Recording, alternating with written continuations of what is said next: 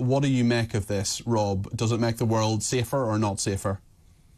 Well, I think it clearly makes the world that little bit less safe, doesn't it? And I think Israel's actions, and obviously it must be Israel that's carried out this assassination in Iran, although they've yet to and presumably won't admit it. But they carried out assassinations in 2 different countries in the space of, 24 hours. I can't believe that's ever happened before. I'm not exactly crying into my coffee at the death of Ismail Haniyeh. He was a despicable terrorist.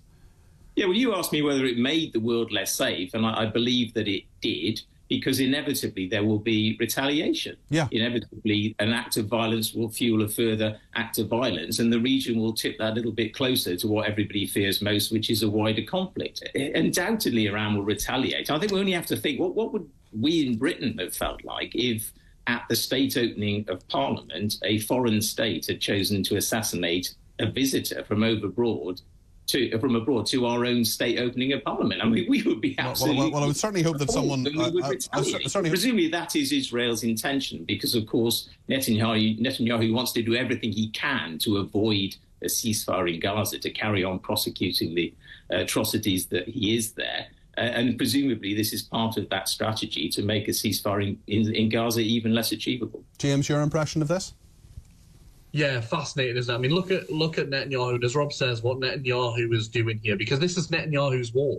This isn't, I don't even think the Israeli people aren't even. I do firmly believe that, and I do feel like neither of them want to see an end to this conflict, because they both... They're in negotiations they're in negotiations to see an end to this conflict. They were in negotiations. I don't know if they still are with the man who they've just killed, because he was the one who was negotiating. Fair point. I do think that the way of trying to continue negotiations when you've just killed the chief negotiator, I'm not sure that's beneficial. But look, if they were capable of doing this, right, which they are, of course they are. They have a phenomenal military power. If they're capable of doing this from the start, why haven't they done it already? Why have they bombed civilians continually for months and months and months, and now just killed the leader of Hamas? Why is it taking so long to do that? If that was the targeted capability of the Israeli military,